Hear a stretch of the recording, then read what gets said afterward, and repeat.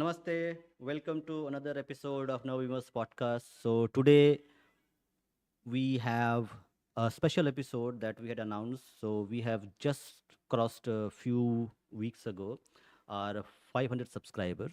To celebrate our 500 subscribers, we are having a special stream with our in-person guests who are sitting just opposite of me, and we'll also be interacting with our online audiences. And we have a few giveaways to give to celebrate our 500 subscribers. So, audiences, do let me know if you're able to hear the audio, because we are in a setup, we are in a studio setup. So, this is a new setup. So, in case there is any audio issue, do let me know. And just put on the chat that audio is okay, so that we can proceed. Okay, so if there's any audio issue, do let me know, or else we'll start the stream. So we have in person. They are not on camera because we don't have the second camera. Hello, hello, mic test. So we have Abhay Agarwal, the infamous Bohiragato in West Bengal, and we also have Shoham with us. Shoham is the native 100% pure Bengali, and we also have our anime avatar retro. He's also with us, and I think in online we also have Shaptorshi and a few other people who are there.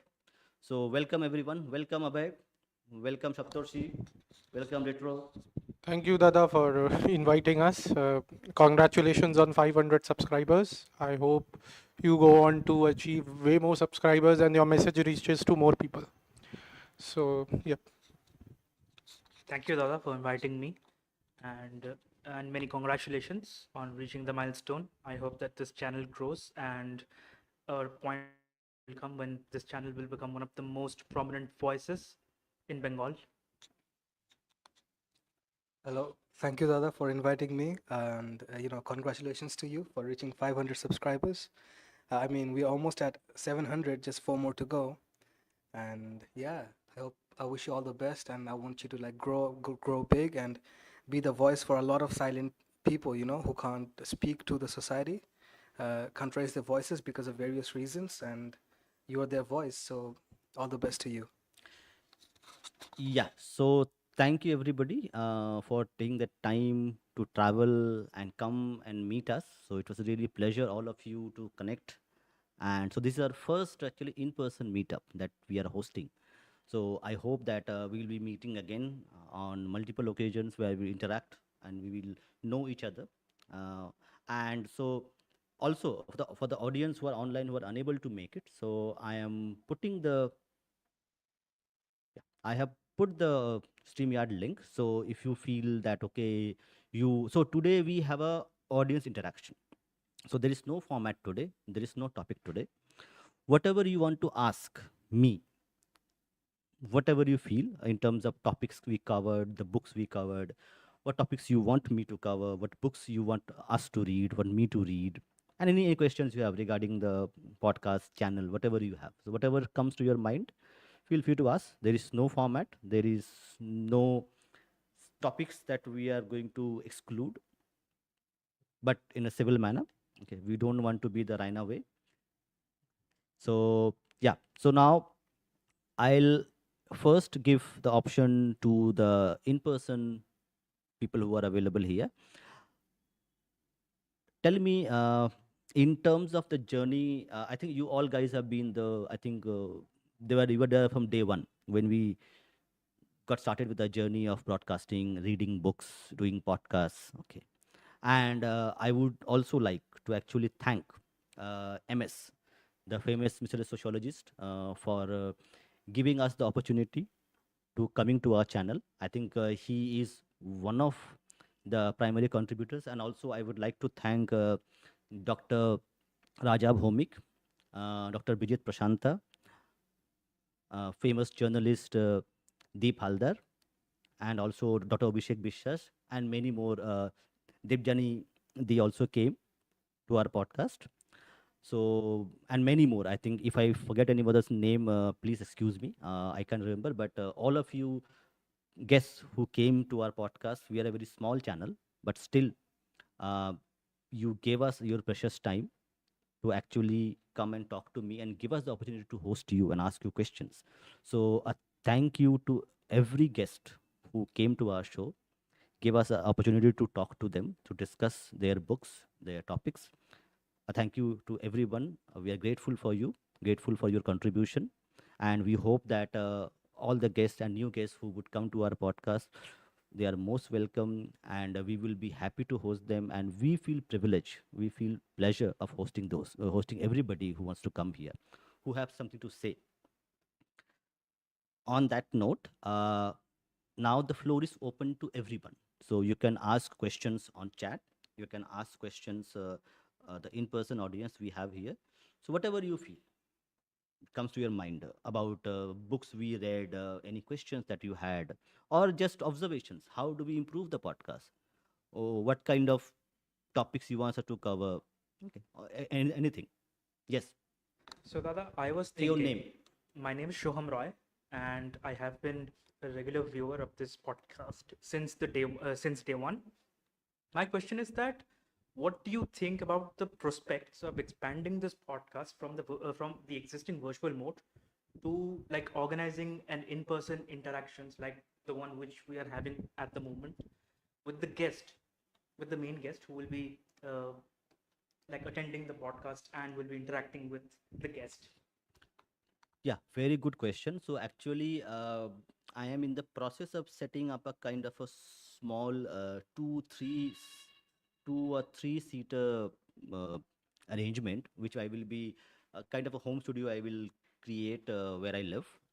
So I think in coming a month, 1 month, we'll have that setup ready, and then we will be able to actually host guests in person at my place.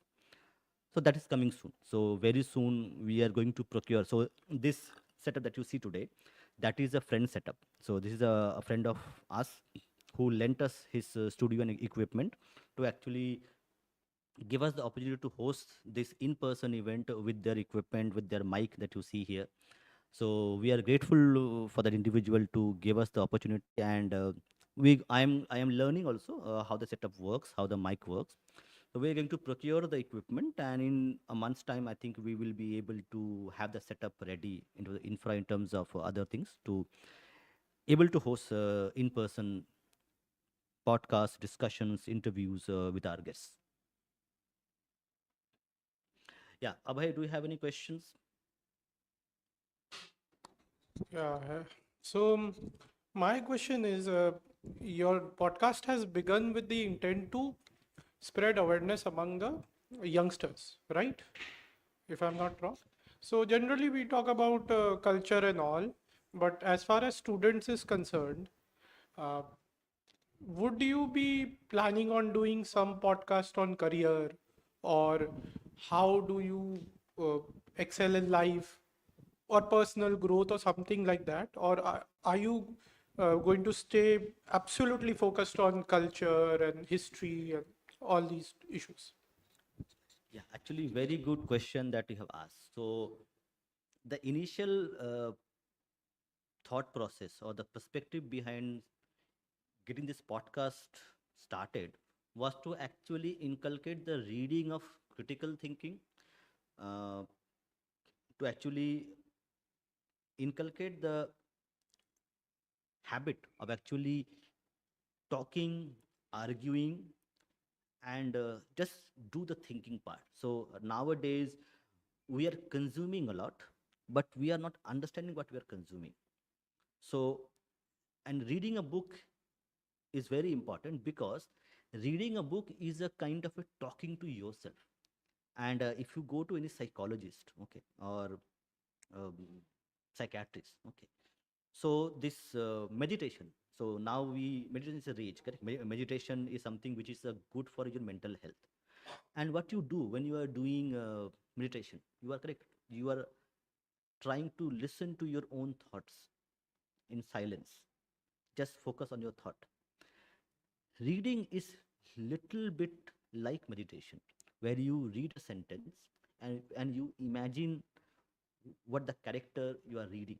Or let's say you are reading a novel and the character goes on a jungle trip, and you read the jungle trip's description in the novel. By reading that novel, you also transport yourself virtually in that environment. So you are talking to yourself, you are understanding, you are giving your imagination the wings. So in that sense, reading is a very important part of us to actually learn to think, learn to argue with yourself what you are doing, and also have a contextual perspective that creates when you are alone reading a book. So that was because critical thinking, asking questions, that is something is missing in our society now. Correct? We don't ask too many, we don't ask any questions. The idea is actually teach people to how to ask questions. And on the second part, regarding self help, you're talking about self help and careers, other things. So primarily, I am not the self help guru or self help person, but I can actually get people to actually experts who would come and give. So I will try to get some more guests who would come and actually help you to advance your careers, what to study, how to study, and few other things. So I can get more guests to do that. Yeah, I mean, we are reading. I mean, some people are not, most of the people are not reading, but some people who are reading, even among them, most of them are just reading. They are not applying. In India, the problem has been application of knowledge. And to be honest, I am not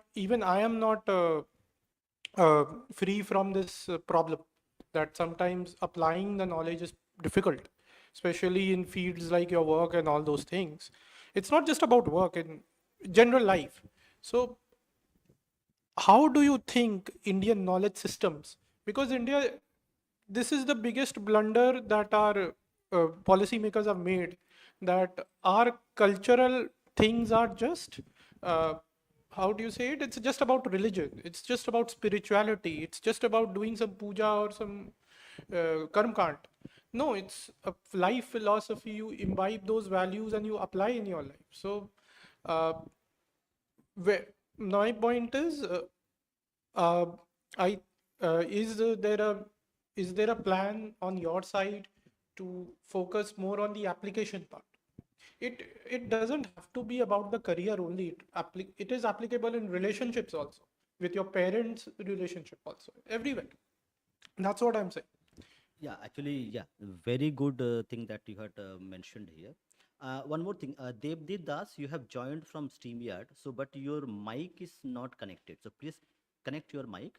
Until you connect your mic, I'll not be able to actually add you to the stage. So, or you can just log out and log in again. See, that helps. Uh, uh, Gutu Invader, I will give you the option. Just let me answer Abhay's question. It's a very important question. So actually, we tried. So if you see the previous podcast we did with Bijit Samanta, Dr. Bijit Samanta, and we had actually talked about rearming dharma. Okay, so the rearming dharma. So in that rearming dharma episode, we actually what we did was we actually gave I think at the last stage of the podcast, Bijita talked about how keeping a tulsi plant in his Mumbai flat helped him get better health. So we are going to host professors and experts in IKS, Indian knowledge systems. So we are in talks, but it takes time to actually get people's time, get the topic side, subject side. But in coming weeks and months, we will be hosting specific sessions on IKS systems, Indian knowledge system, IKS podcast, where renowned, acclaimed professors, academicians would come and talk about the practical and theoretical, both aspect of actually how to utilize the IKS system, knowledge itself, to make your mental health, your physical health, overall society's health better. So that is coming soon. where we will be creating specific segment in our podcast where we'll talk about it. And also, I am trying to get few more guests to who would come specifically on the mental health part. Today, actually, we are a kind of a stress generation. Stress has become too much of a problem for us. Still, for people who are salaried, people who are homemakers. Okay, so there's a lot of stress which is happening there. And I case, so correct, we did one podcast with um, Dr. Professor Srijit Datta, and Srijit Datta talked about Shukraniti. And Shukraniti is, as he mentioned, that positive background of Hindu sociology. He mentioned the positive is about the material things. Okay, how you can earn a living, how you can earn wealth, how you can be a businessman, a sports person, a politician, a teacher, and still abide by, live by the dharmic ways which is described in our scriptures, in our uh, Vedas is there. So we certainly will be doing specific podcasts with acclaimed academicians to actually give theory as well as how to practically implement them in your life in a small things and make your life better. So yes, we will be doing that. And also we will be also little bit of idea on how to actually read books. Lot of people actually read Bhagavad Gita, they would have read Bhagavad Gita, but how to interpret, how to actually use the wisdom of Bhagavad Gita to understand from a musician. When he reads Bhagavad Gita, he will have a different perspective on the verses of Gita. A sports person will have a different perspective on Bhagavad Gita.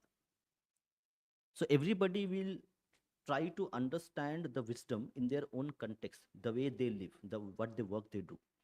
So it's very important to actually understand that part, and that's something which we will be talking to people who are experts at this to actually help people to actually get more out of just reading Gita as a text will not actually help you, but understanding it, inculcating those wisdoms into your inner psyche, into your thinking and your perspective will actually improve your life.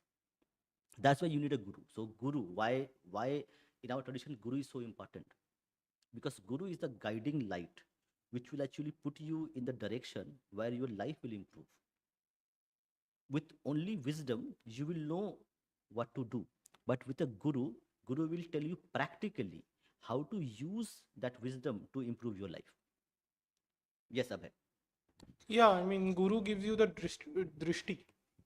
If you don't have the drishti, then Bhagavad Gita is nothing, to be honest. So, yeah, you are absolutely right there. Yeah, so that we will be doing. So we will be having people who are well qualified to do this, and then we'll plan it more. Yeah. Okay, so Dada, my question is that do you think that there is a possibility of extending the scope of this channel's content? Like, for example, including content related to the subject of startup and initiatives organized by the government of India, like the Make in India initiative, the Startup India initiative, and so on. So, do you have any plans regarding this? Okay, so primarily Nava Vimarsh is a academic channel where we read books, we discuss history, we discuss philosophy, we discuss IKS. But I have plans to actually expand Nava Vimarsh, and we'll create separate channels where we will discuss business, entrepreneurship, education. So that will be the next endeavors where we have the bandwidth, because we need to see what we need to talk about. And when we have those infrastructure guests content ready with us, we will be launching new channels where we will have dedicated content related to entrepreneurship, startups and business. Thank you, Dada. So, like just you said, the implementation of knowledge is the most crucial part. In my point of view, I think that the startup ecosystem itself can act as a massive enabler for our youth to utilize their knowledge and build projects which can impact the lives of millions of people. So, do you think there's a possibility of like building a community of entrepreneurs and those who are interested in building startups and using that community to develop a small scale startup ecosystem. Yes, actually, I am in a very initial stage of doing that. So I am talking to a lot of people, especially in Bengal, who are running small businesses, small setups, who want to do something about it. So I'm already in talks with few people, and let's see. I don't know when it will mature to become a kind of a significant contributor or a small contributor where we see something in physically being in place. But I am talking to people whom I have a conversation quite regularly, and I will try to see that conversation becomes a kind of a dedicated group, and that group collaborates, and enough trust is built within the group so that they can do something as an implementation rather than on the talking stage. So yes, that is there, but it might take maybe 4 5 months 6 months to build into that.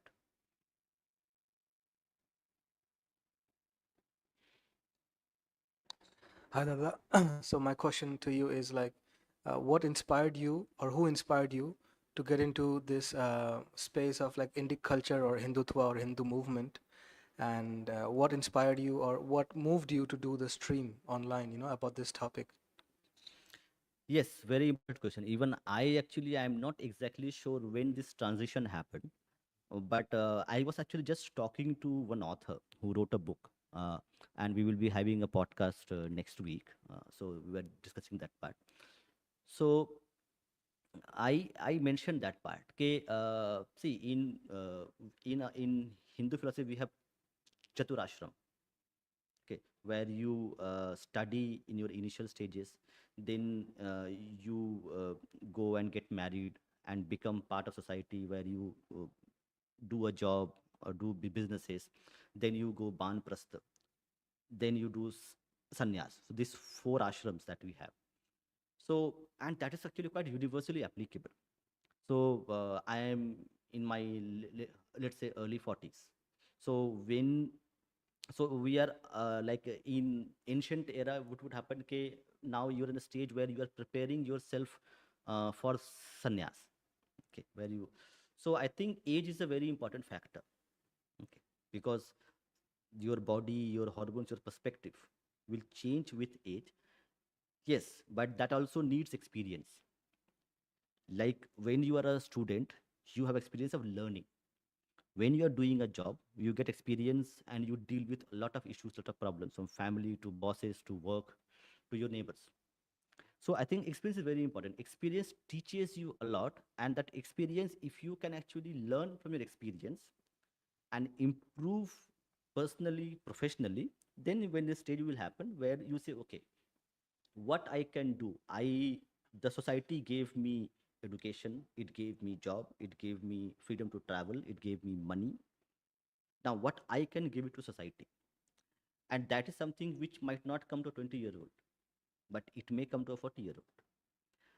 And generally I was a kind of person who would actually ask a lot of questions. Okay. So from this asking question for 10 years, I was asking a lot of questions 10 years. So then I realized that okay, this our heritage, Hindu heritage or Sanatani heritage, where we have Upanishads, Vedas, Gita, Quran, and a lot of other things. So it was a 10-year journey to discover what I really want to do, what my thinking perspective, what my purpose would be, apart from just living a day-to-day life. Because there is a thing called higher pleasure. So one is basic pleasure, like you feel hungry, you consume food, and you feel pleasure, and then again you will be hungry, again you will eat food. That is your basic pleasure that is there to actually survive. Now there's a thing called higher pleasure. Higher pleasure means where the pleasure would be felt after 3 or 4 months or 1 year. So you are studying for an exam, you study for 2 years. When you pass the exam, then you feel that pleasure, the euphoria. That is called a higher pleasure. So same way when you become a when you married, when you become parent, correct? So you are only giving and giving. As a parent, your parents also, they would have done a lot of sacrifices for you, that you have a better life. Now they are sacrificing a lot for you, but are they unhappy? No, correct, they are happy that you have done well. So when you sacrifice yourself and feel pleasure about it, that is called a higher pleasure. So and that comes with wisdom, with talking to people, while reading and learning from experience. So same way, my way of contribution to my society is this higher pleasure. So from higher pleasure context, this podcast came about. I do a normal job. Okay, I am also, I was traveling whole day today, do some a lot of family things, but still I came here, came to the studio, talk to all to you guys, and then doing this. So I will be working, let's say, about 16 hours a day. I'm doing so 8 9 hours of my office work, or some family things, or 4 to 6 hours doing just podcasting, and a lot of other things that needs to be done. Now this 6 hours is a sacrifice from your perspective, that why Dada is doing 6 hours extra work. I'm not getting paid, correct, and not enough paid. Even if it's paid, it is peanuts. Okay, as of now, no payment, but still, if I get something, it will be peanuts, because I read books, and nobody watches reading books. But then why I'm doing it? Because of higher pleasure, and that higher pleasure will come with age, experience, and when you know enough about yourself.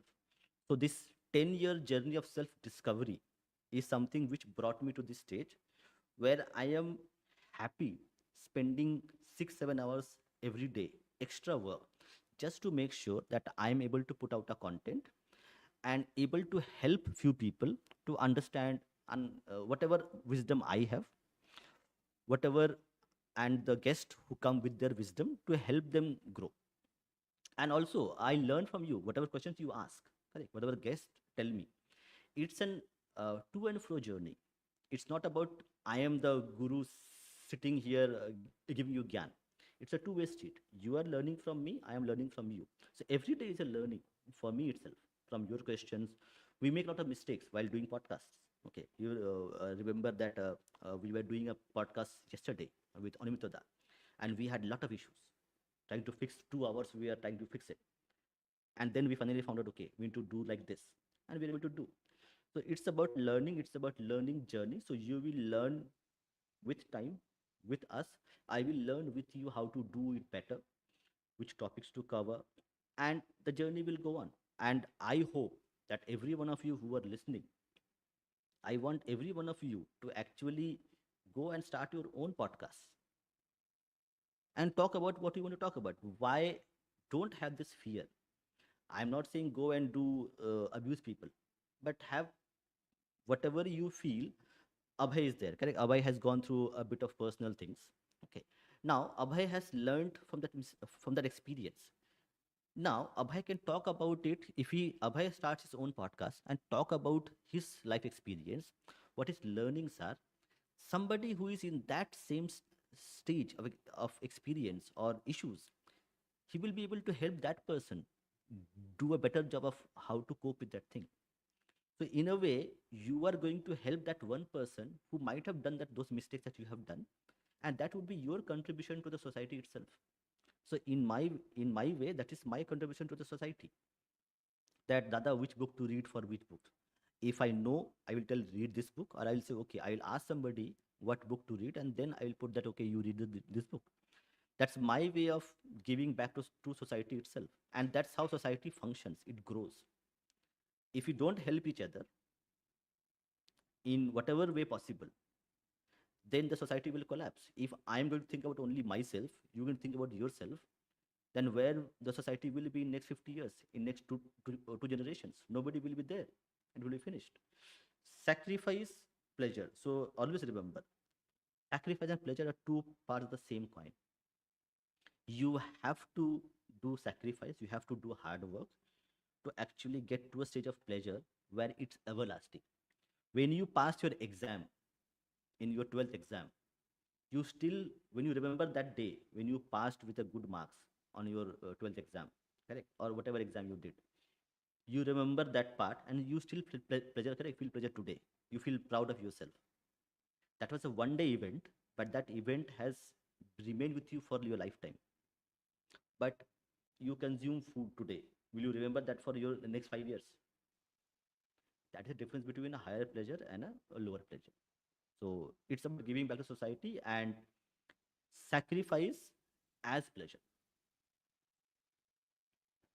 So my next question is a bit different than the one I asked. So my question to you is like, what is the difference between Hindutva and Hinduism? So if you can please explain that, and also can you please like address some of the, mere misconceptions that about Hindutva that floats around in mainstream media or in the internet. If you can kindly address that. Okay, you need to repeat the question because this headset, I think its connection is a little bit here. Yeah. So your question regarding Hindutva and Hinduism, and there is a little, yeah. So yeah, could you repeat the question, Retro? Yes. So my question is like how would you define Hindutva? What is the difference between Hindutva and Hinduism? And what are the like? There are a lot of misconceptions in mainstream media and online as well about Hindutva. If you could like kindly speak about some of those misconceptions and like clear the air about them. Good, very good question. Okay, get me that book. There is a book called Savarkar book. Get me that book. Actually, that will give a better perspective. Savarkar book is there. Yeah, last one. Okay. Yeah, give me that book. Uh, both the books actually. On that one, Ayappa one. Yeah, yeah. So this is very important question. I think I need to do a little bit of more deliberation. So when you say Hindutva, okay. So Hindutva would mean, I think the best book on understanding Hindutva would be read Savarkar's book was, what was the name of the book? Essentials of Hindutva, something like that. Let me just check the book. Dada, a quick question. I mean, a statement to you. Like the YouTube chat is in subscribers mode. Yeah, oh, sorry, members only mode. So if you can like remove that, Oh, because like sorry, live chat sorry. viewers aren't able to like ask questions. Sorry. Actually, there was some confusion. Let me just do it. Yes, I was surprised. I was not getting any chat. So I think what was happening. So I think by mistake it happened. Let me just fix that part. So apologies for this. I think The what yes. happened to Dada? What happened to Arun Shourie all of a sudden? Means why he's stating things that are not Done, supposed to be done. said. I think just refresh the screen. You should be able to get it. Thank you for noticing this. Actually, by mouse error, it happened. Yeah. So your question. So to understand Hindutva, you should read the book by Mr. Veer Savarkar. Okay, that is Hindu Rashtra Darshan. So if you're going to read Hindu Rashtra Darshan, so no, this is a different book, but just putting Savarkar's book. This is a different book of Savarkar, but as an example, if you want to understand Hindutva, read the book written by Veer Savarkar, that is Hindu Rashtra Darshan. So Hindu Rashtra Darshan is a very well written book. It's a poetic book. So understanding Hindutva as a political philosophy, read Hindu Rashtra Darshan. That would be the best book for you to understand Hindutva's perspective. And on Hinduism, okay, I think Sitaram Goyal's Being Hindu is one of the best books which you can read to actually understand Hinduism from a personal perspective. It's very important. See, Hinduism is very fast, correct? So you have Vedas, Upanishads, Bhagavad Gita, Purans. So a lot of things are there, and it's an ocean. So you will be finding a lot of things difficult to understand. But start reading with Being Hindu, okay, Dada, what's your by opinion on Radha Krishnan's Sitaram book on Goyal. Hindutva, Hinduism? It's a very small book, but it gives a pretty good description. Apart from other, this one more book by Hindol Sengupta on being Hindu. That book you can read. That will give you a philosophical understanding of a broader understanding of what being Hindu means. So if you understand what do you mean by Hindu from personal perspective, that will create a kind of understanding about overall Hindu philosophy and Hindu scriptures. So that will be the journey. So two books. One is by Being Hindu, How I Became a Hindu by Sitaram Goel. Start with that, and then proceed with Hindol Sen Gupta book, okay, on being Hindu. So those books I would. There are a lot of books are there, but on the top of head I remember these two books. And one more thing. So Hindu traditions and political Hindutva. So we have to separate two things is important. Hindutva is a political philosophy. It's not religious. It is not scripture based. It is a political philosophy drawn to unite the Hindu society, to preserve its culture, its traditions, and propagate it in a way the way it should be. And Hinduism is scripture based, tradition based. So I'll give you an example of what do you mean by Hinduism and its traditions. So this is a book. This is a book. Its name is Ayappa, unique sampradaya. So Ayappa. So you have the Ayappa Swami temple in Kerala, and there was a famous case happened where women are not allowed on a certain day if they're menstruating, and for that, and it's a tradition, and there was a lot of media publicity have happened, and it went to Supreme Court and a lot of things happened. So Hinduism as a traditions, as a culture, as a philosophy, and how the modern society is interacting with the ancient traditions is a classic case where Sandhya Jain actually she wrote the book. She actually documented it quite well. I'm going to read a part of the book and also try to invite her to actually talk to us to give her perspective why she wrote the book. But it's a very important work on this interaction between ancient Hindu traditions, cultures, practices, and how the modern society, nation state actually interacts with it. So that also gives a perspective, you being an individual and you might have a tradition which actually conflicts with the nation state, then how you deal with that thing. So it's a very long, arduous journey, but start with these two books and it will give you a perspective to go on a long journey. It's not going to be very small. Okay, so Dada, my next question is regarding the concept of Okay, hold on. Okay, so Devdeep Das, this is the last question. As of now, we'll take it from the in-person audience, and then all of you. Okay, I'm going to paste the link again to people who are there to actually join.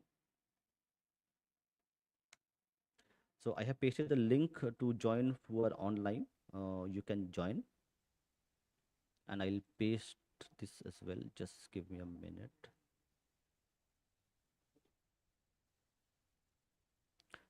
Yeah, you need to refresh your screen so you will get the chats. Now chats are coming. Yes, now chats are coming. Let me just. I'll the okay people who are watching on YouTube, just refresh your screen. Okay, it is still, hold on, I think something is wrong. Let me just, it is still not happening, correct? I think YouTube has some issues. Dada, may I ask one Apologies for question? this. It was No, no, not it's supposed to fine, be a fine. members only stream, but somehow the setting got changed. uh, Dada, may I ask a question after you no, settings change? in my control panel in YouTube I can see the participants are subscribers on subscribers, so everybody can actually should be able to join the chat. Just refresh your screen or just close the browser window and reopen it. But I have already made the changes, so people should be able to view it. Dada, am I audible? Is it happening? Yeah. Okay. Fine. Okay. And Devdeep Das, I will take your questions after the question from Shoham. So just wait for a little bit. I'll take that. Yeah, Shoham, your question. So, Dada, my next question is regarding the concept of Artha. So, can you explain its fundamental, like what this concept is all about, and what is the significance of Artha within the context of protecting, preserving, and advancing Dharma? Okay, so that's a very important question. Okay, and okay, and unfortunately, I'll not be able to give you the answer because I need to do a bit of study to actually give you the answer. Okay, so I am not a person who had actually read Arthashastra fully or maybe understood it. I have read excerpts of it. I have read interpretations of it. So the concept of Artha, how it's important for the society, and how it functions. So I'll take your question. I'll work on it, and maybe in later streams, once we will be having a discussion, we'll be reading Arthashastra and its interpretations in our coming up streams. So I'll take note of the question and I will answer the question maybe in a month's time when we have those streams. Okay, thank you, Dada. Yeah. Now, Deep Das, please ask your question. Dada, before I ask the question, I think I can say a little bit about this Artha thing because I think it is well explained in the Amrita Manthan part. Deep, yeah, are you available? You are able Yes, to. Dada, I am audible. Hello, For people, I have again pasted the StreamYard link. It is pinned column. So if you want to join, you can join. Dada, am I audible? Devdeep, you are Hello, okay. hello. Audience, is Devdeep audible to you? Just check once because I am not able to hear him.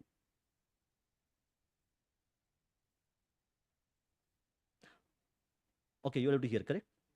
Okay, fine. I think then not a problem. Devdeep, could you just type your question on the chat? Okay, and Devdeep, you Am are I able to audible, hear me, Dada? correct? Am I audible? Hello.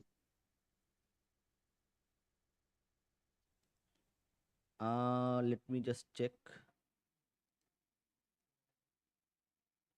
Wait. I think. Hold on, hold on. Uh, wait. Once again. Uh, yeah, Devdeep, could you speak now?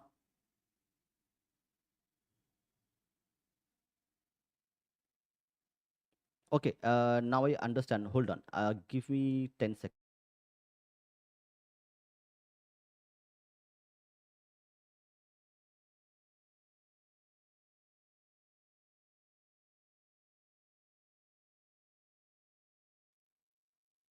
Okay. Devdeep, you speak your question. Okay.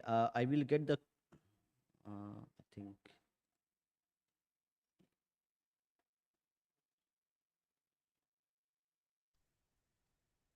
Dada, am I audible? Hello. Yes. Now you're audible. Now you're audible. Thank you. Dada, I was asking this thing that Hmm. are the we that first I want to tell that Shuham was, I think, asking about Artha. I think it is well Hmm. explained in the Amrita Manthan part because you will see that after doing a lot of activities of Amrita Manthan, you can able to attain Artha, but it Hmm. will be with you only if you have the strength. For example, we see that the goddess of wealth goes to Devi Lakshmi, and I think same thing goes for Bengalis also.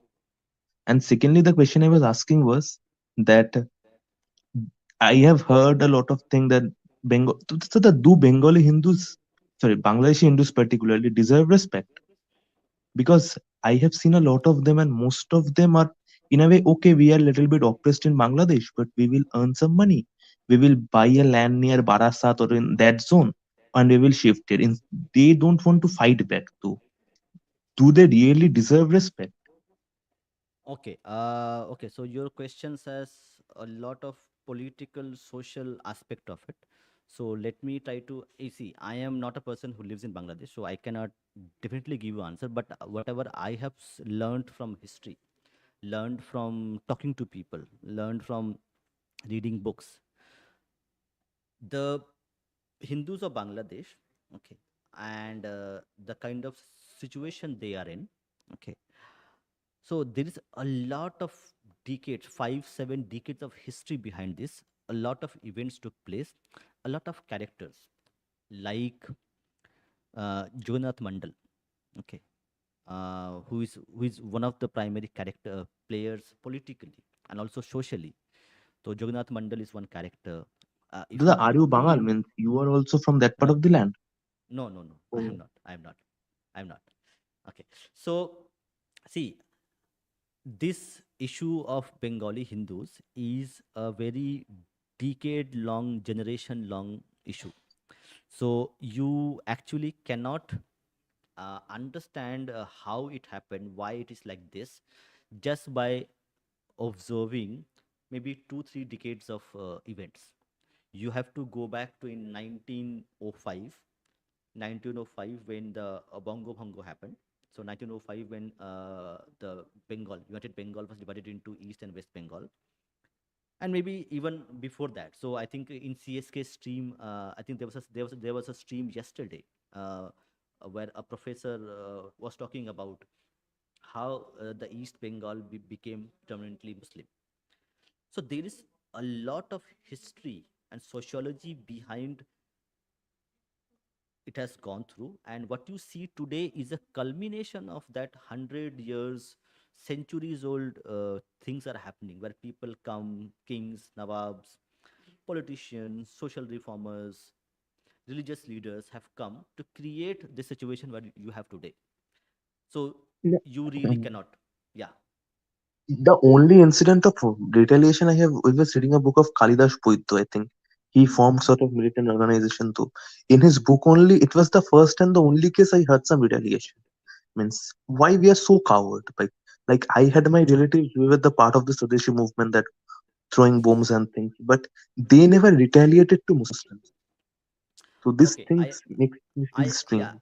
I understand. So see, if you see in 1920, 1905 onwards, when Bongo Bongo happened, so you had a militant movement against British, and that was primarily led by Bengali Hindus of East, uh, like the United Bengal, where you the eastern part and the western part. 1930s onwards, you will see that Rishi Aurobindo, other leaders of the militant movement to oppose British government and to actually create an independent India, and that was primarily led by Bengalis, Marathis, and Punjabis. So you had the Qadar movement in Punjab. You had the Anushlan Samiti set up in West Bengal, in Bengal, where you had the Dhaka, where you also have the Dhaka. See, you have to remember there was a Dhaka Anushlan Samiti formed, and Sujosen was part of that. And you also had Bal Gangadhar Tilak, Savarkar doing that militant movements in Maharashtra. So you have to read little bit more history, little bit more contextual history to understand what happened, human No, society, I how we think we behave. are a bit blinded because Hmm. if you read the books of the contemporary Calcutta-based historian, they will say that the Muslims didn't join the Bangabhanga, sorry, means in the in that militant organizations against the Bangabhanga because they were Hmm. mistreated. But when I go to the Dhaka sources, they say that Hmm. Muslims Hmm. refused to join because they were against the Bande Mataram, because Bande Mataram singing and because the Hindus were worshipping Kalis and other things. So it is against the religion, so they didn't join. So there is this means I think the Calcutta-based historians just refuse to acknowledge that the mind of the Hindus and the Muslims are different. Means, Yeah, that you are absolutely right. I'll agree with you on that specific aspect because that was primarily a see what happened 1905 when the Bongo Bongo actually failed and British could not partition India. Okay, and there was a militant movement growing, putting pressure on the British from Punjab, from Maharashtra, and from Bengal. And you have to remember the Maharashtra presidency, the Bengal presidency was very important in terms of political, administrative, and financial aspects of the Indian government, the British Indian government. So British took, and that was actually discussed in one of our streams with Devjani Bhattacharya, where she actually talks about that 1920s onwards, the British started to actually identify leaders across the movement, except the political leaders, the Congress Party. All the other leaders who were leading the independence movement were actually systematically eliminated, or they were put into jail, and they were actually brainwashed to become commies or some other thing, other ideology, to actually leave aside the armed struggle. So that also plays a part. Why 1947 Bengal was primarily liberal communist. It wasn't a magic which happened. This was something which was a deliberate effort by the international community, including British, to actually create a kind of conditions where the militants were actually eliminated or converted to communists, so that you had this over a 10, maybe 3 decade, 4 decade year old project to actually create a kind of class which would actually uh, make sure that the Hindus would feel inferior, and they would also not be feeling, okay, we are very strong and we can fight this war. So it was kind of a dumbing down effect which took place, and communism was a weapon in that regard. No, actually, I think it goes back to Rabindranath because you will see Rabindranath telling that যখন হিন্দুরা স্বাধীনতা সংগ্রামী করতো, যদি মুসলমান তার যখন জল খাওয়ার সময় দাবায় দাঁড়াতো তাকে নামিয়ে যেতে বলতো এরকম কিছু, but it was not the reason was that the Muslims feel that since Hindus were singing Vande Mataram, it is against their religion, you can't go. So why there is a I am sorry type thing? It is like a one-sided love. That is because of co- communist, liberal, secular education literature, which was taught, created by the colonial powers to actually shape the mindset like this. So I told you that this is a generation, it took 2 generations to actually create that generation. See, if you see 1905, where Rishi Aurobindo, Rashbihari Bose, and many others, Balagadar Tilak, they were actually fighting a war. So 1905, you have and you start with Bankim Chandra. Okay, Bankim Chandra wrote Vande Mataram, correct? So it is that okay, that okay, people were like this. People, Bankim Chandra wrote one Vande Mataram, and he inspired the future generations. Rishi Aurobindo, others were actually inspired by Bankim himself, and they sang Vange Mataram. So for what happened from 1920 onwards to 1947 to 50s, that this Vande Mataram was dead, and people were thinking that everybody is same. So something happened in between from No, Dada, but 1920. I feel Hmm. that the communist movement was more because of the economic causes than for the Britishers' plan. Because I can tell you many incidents. My grandfather was a supervisor in the means maternal grandfather was a supervisor in a very big British firm. So he used to say that the workers just refuse to work on regular time so that they can earn extra money by doing that overtime. So this thing literally just killed the working culture of the productivity of the British firms. Yeah, see, I do not know, because that is correct. You have an anecdotal talking about, per se. I do not know that much, but it's a very complex topic. So No, I means see. I think Hmm. the when you means tell, for example, you are a person, you are telling your boy that be in limits or don't rash drive or do things, whereas the communist is saying do whatever you want. If you want to occupy your land, just occupy because you are Sarvahara proletariat. So I think this played a very good role. See, there are maybe hundreds of factors. I'm not a tens, hundred of factors. See, India is a very diverse. See, even within Bengal, correct? Even within Bengal, you have undivided Bengal had a lot of districts where you could not understand each other's Bengali itself. Okay. So that is something your deduction might be closer to reality if you are talking about a mono-ethnic state like China or Japan or maybe Europeans, where you have one people speaking one language, having one culture, one tradition, one kind of lifestyle. There you can actually deduce this. But for a multi-ethnic, multicultural, multi-philosophy, multi-religious society like India, it is next to impossible to actually predict specific factors which created this.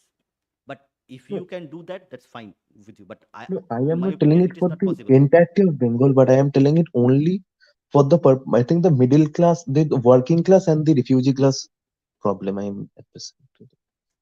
Yeah, And the but another that is see that is a one portion of the overall history, correct? So history is a continuous process. So whatever I am reading today, okay, that reading what I teach to my generation, again that will be passed down and modified and upgraded. So whatever had happened in that middle class period, it is not a island and isolation, it is part of the overall things are happening. So you cannot actually dissociate and find, see, it is, sociology is very difficult. See, till now you can't predict elections, correct? Nobody can say this party will win because it is next to impossible in a country like India. So same way, human behavior, how humans behave, how the society behaves, in my opinion, you can say, okay, this may have been a contributor, but nobody can say definitely this was the case. So that's my answer. but I am telling it because it is not means I am not telling it that this is the absolute reason, but I am just saying that these are the less discussed factors of the communist rise in West Exactly. That you are right. So I think there are a lot of things which needs to be discussed. A lot of things are not written, so a lot of things are there. Yeah, but certainly you cannot definitely say this was the case. So from your perspective, you might be right, but I would not be able to tell, okay, this is the reason why this is happening. So there are multiple reasons, and somewhere down the line we have to actually make that effort to actually understand and try to fix it. See, more important, why I do this podcast is to not to tell this is the problem, this is the problem. My endeavor is to actually at least identify a perspective problem, understand the problem, and then try to find how to correct. It was as asked by Abhay in the previous question. We know this is the problem. Now how do we solve the problem? That is important. First to understand the problem, and then how to going fixing. See, nothing is impossible. If in 1905, in 1920s, 1950s, when you have Rishi Aurobindo, Rash Bihari Bose and others fighting a militant struggle against British India, and it changed into a communist kind of thought process, why you think that this will remain in history? Nothing is static. Maybe in 10, 15 years you will have a different society altogether, maybe in 30 years. History is like a river which will go change course and become something new.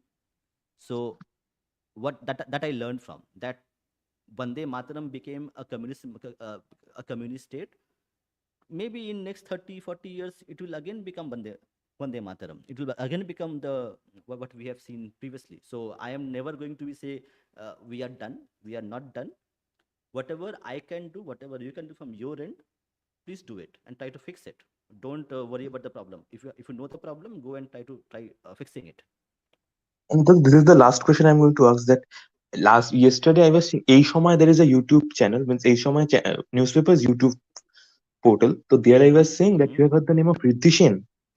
Mm-hmm. Riddhi Sen, the son of Kaushik Sen. No, I am not familiar with Bengal, but I don't live in Bengal. So Uh, unfortunately, I am not you have very heard the name of familiar with Kaushik Bengal. Sen, that actor. Yeah, Koshikshan, I know him. Yeah. His son is Riddhi Sen, and another one is Ogni. He is a Mirchi type, radio Mirchi. Yeah, I know. Ogni, I know. Yeah, tell So me now. they Tell me two are your question. discussing about the problems of West Bengal. Sorry, the problems of Bengalis, and they just simply ignored that the lack of the business means the lack of the money we have. That is the cause of the decline of the Bengali culture.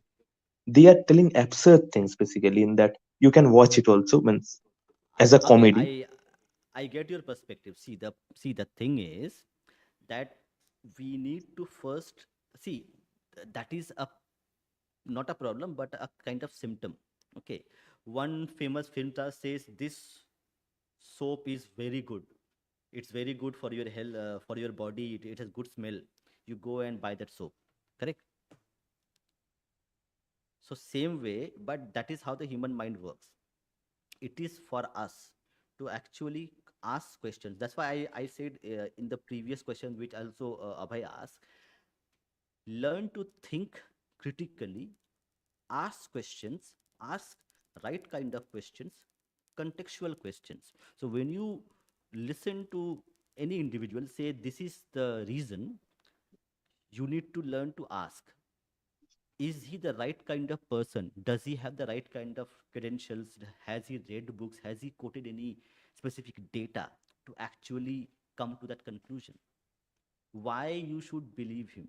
Ask No, I am questions, not ask believing him. I critically. am just telling that this Exactly. that they have a certain reputation, that they claim themselves to be intellectual, and their condition is so bad. Means something must be definitely wrong in their mindset only, na, that they can't address this simple problem. They are saying That weird things. The government is doing that, central government is doing that, Elon Musk is with Trump, so the world is going to be a very bad place. But they don't know that how GDP will influenced Mahatma Gandhi. They, exactly. So yeah, I understand. See, that is a human like, I behavior, am human frustrated with this psychology. kind of intellectuals. Yeah, yeah, you understand. But the thing is, you need to understand that's a human behavior, human psychology. Okay, human psychology works on trust. Okay, you trust your parents, you trust your relatives. You don't go and ask your parents or your relatives, show me the proof, then I will believe you. You do that. No, I don't do that. Means sometimes I do, but But mostly you don't do, correct? yes. Same way, human society, human behavior functions on inherent trust. So, and that trust builds over a network effect. Okay, somebody says this actor is very good. The other person says he is very good actor. He made some very good movies. Watch this movie is very good. You go and watch the movie based on the feedback that you have received for five people. So that is being utilized by people to create narratives. It is No, my duty. actually, more or less, we are here for the lack of communism. State of West Bengal is because of the communism. But no Yeah. intellectual, nobody, they never blame it. They said we want more communism, then we can revive the Bengali culture. Like why this means, I'm just frustrated. Thank you, Dada, for allowing me to speak so long. And No issues, no issues. You in can all come my, again and and I will always try ask. to support your this initiative. No issue, no issue. You can ask questions, but I would suggest I'll you send me an email, okay, on the navavimarsh@gmail.com. I'll suggest you some books which you can read. Actually, it'll give you more perspective. Reading more about the issue might give you a bit more perspective on how it really happened. We don't know, but it will give you more perspective. I'm happy to help you on this regard. Okay, so now I will be taking some chat questions. Apologies for this inadvertent error while putting that stream. I put members only by a human error. So now I'll take questions. Sanatani doctor, are you aware of some good gurukul for boys and girls for elementary education? And I am actually aware. Okay, you need to tell me which location you are. Uh, and do one thing, let me just put it here. So this is our email address.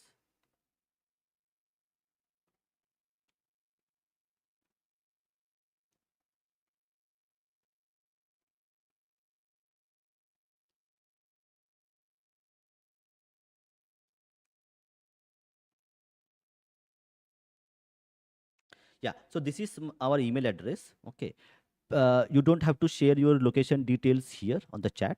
Okay, just share, send me your location, just city name or wherever you live. I actually do know few like private organizations who run gurukuls, and I'll give you their details, and then you can contact them. Hopefully that answers your question. Now let me go to questions. Okay, Gurukul is done. Okay, again from Snati Doctor. Okay, this is the same question.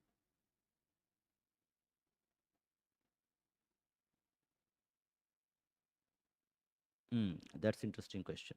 Okay, Sanatani doctor asking again, what has caused the decline of entrepreneurial mindset among Bengalis instead of more academic mindset, and what can be remedies? Very good question, and we are going to answer this question next week. Next week we have a special stream with MS, mystery sociologist, and we are going to discuss this specific topic about the lack of entrepreneurship in Bengali community. We're going to do a deep dive into this. So do watch out for our podcast with MS next week, and you will hopefully will get your answers.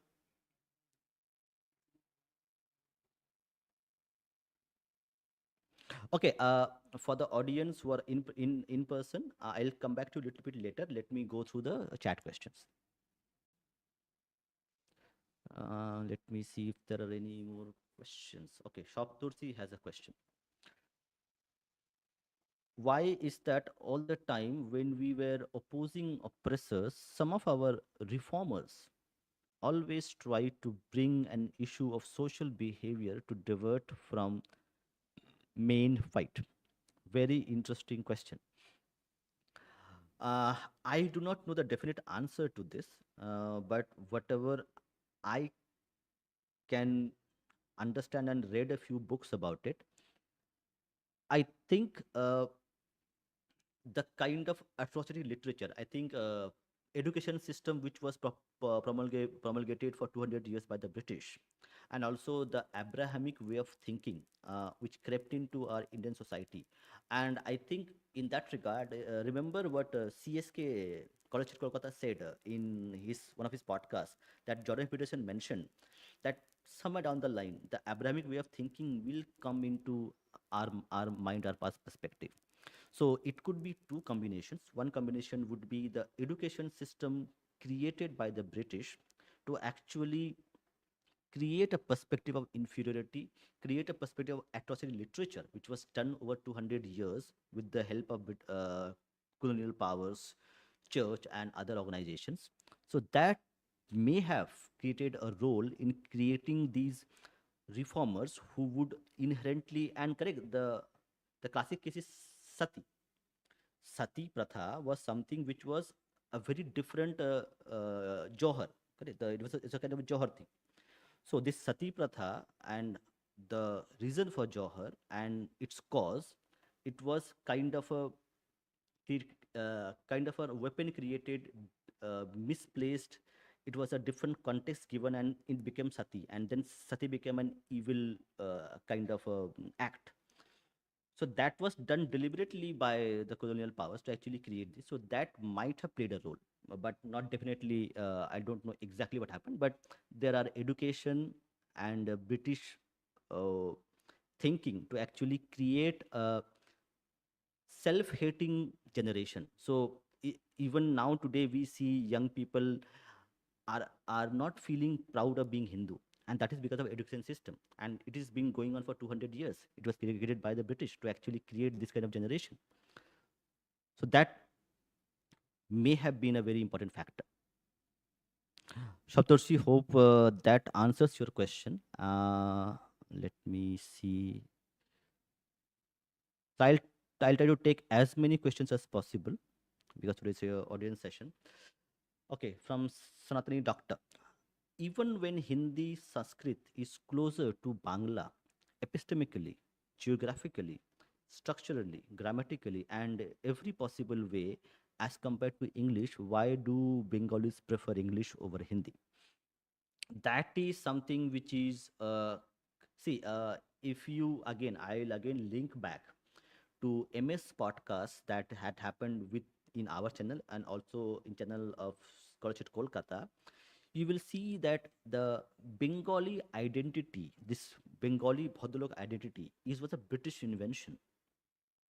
So we did a podcast called Bangali Gobara থেকে এসেছিল. Correct? The Bengali ancestry is drawn from Kannauj, drawn from Rajasthan. Okay. So this ancient Bengali ancestry and the recent invention of Bengali Bhadralok is a British invention. So in that context, what you see today as the generation which actually likes and proud of feeling can speak Bengali, but I can speak English, but I cannot speak Bengali. That is a invention of British, and they invested a lot to create that generation. But it is a very recent invention. Rabindranath Tagore, Rabindranath, Bokim Chandra didn't feel that okay, speaking English is the epitome of being a Bhadralok. So that's my kind of answer. Okay, we have one more question. Okay, I'll be taking chat for next 10 minutes, and then I'll go back to the in-person audience for if they have more questions. Or else I will take the audience question as well. Okay, Shaptorshi asked Dada, have you see how some of the lefties of Bengal try to give arguments which were told by the old Brahmos? Is there some connection behind this? Or example, opposition? Yes, actually, see, uh, Ram Mohan Roy, Rabindranath Tagore, I think the elites were actually Brahmo Society members, and we know now that the Brahmos were actually very influenced by the Abrahamic way of thinking.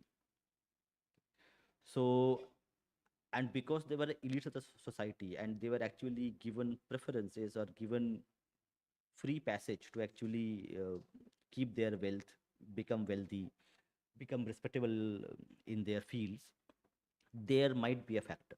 So I cannot deny it completely, but I do not have the enough books or evidence to say that okay, it might have happened. But yes, there is an Abrahamic way of thinking, the way Brahmos actually operated, the way Brahma philosophy worked. So in that context, where the Brahmos would actually remove their poite, the sacred thread, and that was a kind of a like anti-Hindu thing. So in that context, there is a bit of, how would I say, part in which they were influenced by the British, by the Abrahamic way of thinking. Okay, I do not see any more questions.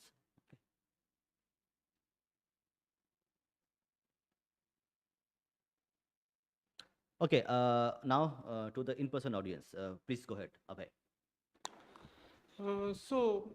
I think there has been a discussion on this also, but I want to know your opinion. That for some reason in Bengal, whoever has tried to do good for Bengal, develop it or develop its infrastructure, why is it there has been some way to scuttle that development? Some intellectual movement or some kind of narrative setting which has caused problems and hindered projects which could have led to the development of Bengal. The best example I would say is that of Buddhadev Bhattacharya. He was thrown out of power when he wanted to industrialize Bengal. Not before that, when all the rubbish was happening, but when he wanted to industrialize Bengal, eventually, suddenly he became an arrogant person and whatnot. So, what do you think? Who are the forces behind it? Who are pulling the strings? Do you have any idea? Yeah, so we have a very famous saying called Gehra Rajya. So I would not say Gehra Rajya, but there are people. See, a society is not a monolith. In society, you have competing interest groups. If I am a doctor and doctors have a federation, okay, so and that doctor federation will try to actually safeguard their interests. And and give an example. Let's say you have chartered accountants. Okay, you have a lot of people, professions, and they will have their own guilds, a kind of associations, and they will try to protect. Same thing happened correct with chartered accountants. They have their own federation, and there was something happened on the chartered accountant where some cases were filed, and there was a lot of hue and cry over it. So in a society, you will have competing groups of people who will try to safeguard their interests, and they are and if that interest group is very powerful and they are enjoying power for too long, then it's very difficult to dislodge them. So whenever you try to do, like, to curb their power, they will come back because they have the political power, they have the financial power, and they will also have the social power because they are the elites. They become the elites, so they can actually control the narrative. That's why it's very difficult. And if other factors come in, like there was a one incident where Devyani Bhattacharya mentioned that Jyoti Basu was in London. He came back to India, and in 2 years, he became the leader of that movement itself, of a communist. How a person who comes from London and India and becomes a leader, the most prominent leader of Bengalis. It cannot happen without other entities giving support, political support, financial support, other support to create that kind of narrative, to create that kind of individual. So it is bit of internal politics. It is bit of societal structure, societal interest groups, and in some aspect, not always, some aspect, some external forces who would like that to happen. So it's a multifaceted answer, not a single answer. So I would like to add a bit. I just dropped the link in the chat that you can check, all my friends in YouTube as well. So there is a conspiracy that there are interests, vested in West Bengal that are beyond our borders, and we have a lot of consulates in West Bengal as well, and one of them is the U.S. consulate, right? So this conspiracy that I'm talking about, this was actually posted in the Hindu in their website, that in 2009, before the current dispensation they came into power, uh, that this cable, they predicted somehow that this current dispensation will come to power and they need to be cultivated somehow. So if anyone is interested, they can check that link out that I've posted there. So I was just like continuing what Dada said. And my next question is that, there have been like multiple instances since, like, let's say, since the Muslim invasion of Bengal or the Vanga region in particular, that Hindu Bengalis have been massacred by Abrahamics, let's say, both Christians and Muslims. Why? And even after, let's say, people from Bangladesh during partition, after partition, and from Punjab as well, right? So why did the people in these two regions fail to teach their children about the atrocities that they have themselves went through, their previous generations have went through, and why did we lose that memory of genocide, uh, that the Jews in Israel, they have been very successful in promoting that to the next generations? And why did we lose that memory of our genocide for, let's say, thousands of years back or even recent ones? Very good question. Get me that book. That book. Yeah.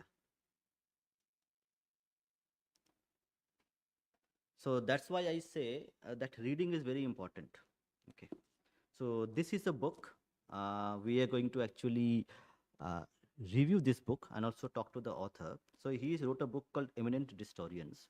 This book is Twists and Truths in the Bharat's History by Utpal Kumar. Okay, he's a very well-known media personality. Okay, worked in media for almost 20 years. He has wrote a very important chapter. Let me just get to that because my answer might not be very factual in nature. So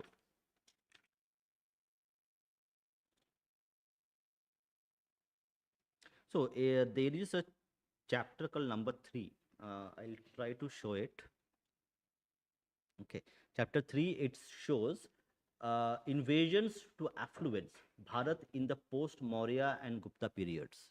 Okay, so it doesn't. So what you are asking question is why us Hindu society has failed to teach our children the real history which should have been taught. Okay, now So my question is a bit more specific. What I want to know is, why did we Bengalis, especially Bengali Hindus, and in talking about the recent genocides that have happened to us, right, in Bangladesh and also in some parts of West Bengal, right? Why did the people who fled and came back to came to West Bengal from Bangladesh? Like I see mostly see them, right? So why did they fail to teach their children about, you know, the atrocities that they went through and they had to flee? And what I mostly see that their children are the biggest supporters of the previous dispensation. Let's say the communists. Very good question. So, I do not know exactly how it happens, but I think secular communist education has a very big role to play in that. If you see in America today, the wokeism, correct? So you cannot say Americans are weak. Americans are proud Americans. They have wealth, they have power, military power, financial power, power of education, and also power of narrative. Still, that society became a woke. How do you think it happened? So how I think that America became woke is, I would like to quote Mr. Jordan Peterson, and he said that the heavens have broken down on the heads of the American people. So by that he means that the church or the Christ or their God Christ, he got replaced by woke ideologues. So that is exactly how wokeism spread Yes, through America. very good quote, very important quote. See, if you want to break a nation, just break their education system, because what you learn from age 4 to 8, that is the thing that will remain with you for the rest of your life.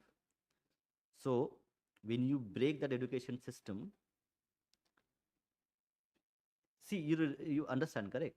People are seeing what's happening in Bangladesh, still they refuse to believe that because of education. So education, the how history is taught, how subliminal messaging takes place, okay, in media, in books, in magazines, in overall social interactions. Durga Puja has become Utsav. It has become carnival. From Shakti Upasana to Utsav to carnival. Correct. So this narrative has been played over the years. So now Shakti Upasana is gone, Utsav has gone, now it has become carnival. Everybody go and enjoy yourself. So this deracinated generation is the primary reason which happened, and it happened because of education policies which were there. And also remember, there is also a part of historical events took place. So if you remember, which we were reading some part in our stream or previous streams, that what happened, that the Cholas were actually fighting the naval war with the Srivijaya. At the same time, the Islamic invasions occur. So the primary empires in India, Hindu empires, they were actually fighting with each other, and also they were fighting an external war. And at that opportune moment, the Islamic invasion took place. So we were in a very, I think Shekhar was talking about it. Shekhar was talking about it, that it happened. So there's also a historical coincidence, incidents which happen at a certain time that you can't control that part. So so historically you will fall down, you will be in a very downward state, but it doesn't mean it has to remain that same way forever. That's why we need to read history, that's why we need to read books to understand that over a 1,000-year period, end of the day, the British took the reins of government, India, from Marathas, not from Mughals, correct? So Mughals were very powerful rulers, but end of the day they also fell, and Marathas rose and Marathas took charge, and British took the reins from Marathas in so many ways. Correct. So that's why I say read history, read books to understand that okay, nothing is static. If you can identify the problem, then try to strive towards finding a solution. And that solution might your solution might not work. But there are million people trying to find a solution to a single problem. 5 solutions will be there the most accurate one, and that may change the face of the whole thing altogether. That's why reading is more important. That's why we read books on our streams, to actually get into that. Understanding the problem in a correct manner solves 50% of the problem itself. Now you have to just implement what you realize that this is wrong. But as of now, we are not able to read properly and also understand it. So that will, so nothing is static. So I don't believe that okay, we are here in a downtrodden, something is not going well, it will remain forever. It will not.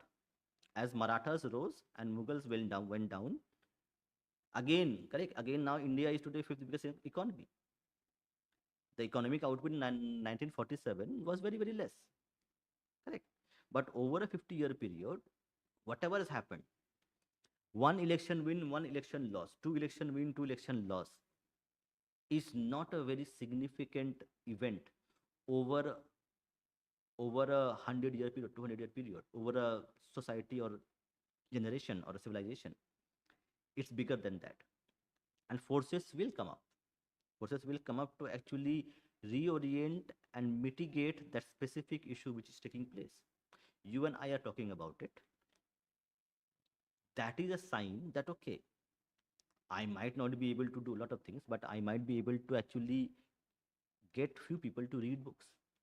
And when they read books, they will realize this has happened, and they might influence some other people to actually do something and understand the problem. And that's how it will grow as a movement, or as a kind of a education movement, to educating the real history, teaching real history of history to all people who have not read yet. That's how it will take place. Yes. Okay, so I would like to extend this discussion. So, according to me, I think that reorientation of our mindset is quite possible because I'll give my example. I have been I have been growing up and I have been raised in a predominantly secularist environment, but still, being a secular in the initial phase of my life, I came to realize the consequences and the actual history of my civilization and my people. So I think we will have to take this initiative at our individual levels and we will have to proceed towards the path of self realization, self introspection, and critical analysis of the lefto Islamic discourse. I think this is the only possible way through which we can at least organize a small scale movement and expand it to something great. Yes, absolutely correct. And I think everybody has a role and contribution to play. I I have a small YouTube channel, so I may be able to influence five people. You don't have a channel, you might be able to talk to your parents, talk to your friends, talk to your neighbors, and tell them, okay, I am reading this book. This is a very book. It talks about this. So we have to understand that everybody has some role to play, significant, minimal, but don't be just silent talking about the problem. I would say if you understand the problem, go ahead and try to find a solution to it. If you don't understand the problem, then try to talk to people who can help you understand the problem. But sitting idle is not the option that we have right now. And I think you people have come here, I am come here to talk about it. That is a very big progress. 2 years ago, we would be doing our job, watching pizza and watching Netflix. Now there is a change. You are not watching Netflix. You have come here from all the way. I have come here all the way. We are doing a stream. We are talking about it. Now there are six people who are listening to this. That is a change. That is a very big change from our perspective. That we were part of the problem. Now we are a movement that is making changes in a slow, gradual manner, and people are watching it. People are listening to it. That's a big change for us, correct? Yes. So I have been always thinking about this. I would like to know your thoughts on this. Like, what are the possibilities of militarizing the Hindu society given the current circumstances and the potential threat of multifold jihad? Yes. Okay. So on that part, see, the word militarization is not required. I'll tell you why it is not required. As per the Constitution of India, you have the right to defend yourself. So that's already given there in the constitution. You defending yourself or your family, okay, is something which is a constitutional enshrined right within the constitution, already given to you by the constitution. So protecting yourself in whatever manner you want, that is perfectly legal solution. and and that doesn't have to be like any other word you can use, not required.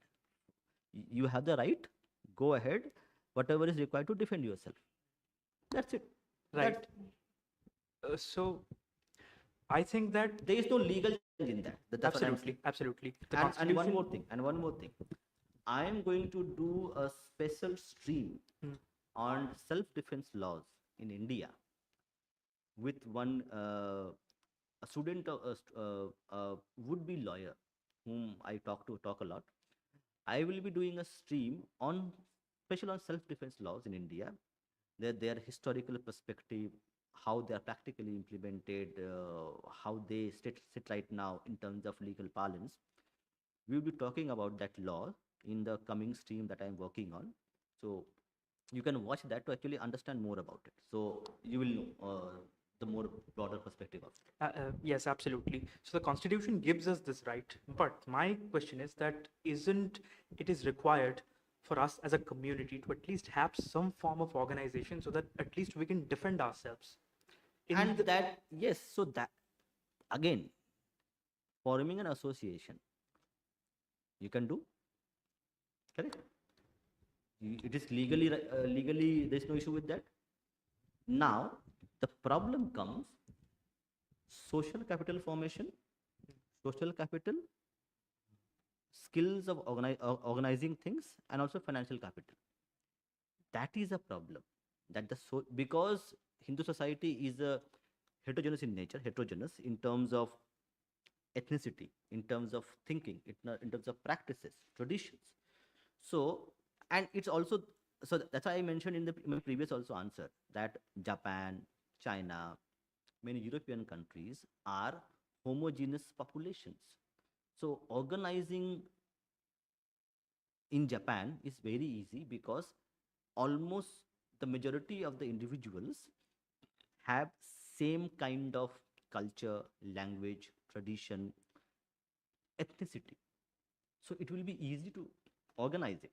But India, where it's a multi-ethnic, multi-religious, multicultural, multi-tradition, multi-food, and multi-looking people, like people from Assam, people from Bengal, people from North India, people from South India, are very different, correct? Looking different looking people. So that is the problem that we need to overcome, and that requires primarily first principles, which actually Abhay talked about in one of our previous streams, creating first principles. And actually, I was talking about this first principles in my discussion with the author of this book itself. This one that we're going to talk about it. We so these first principles were already there. Shankaracharya had created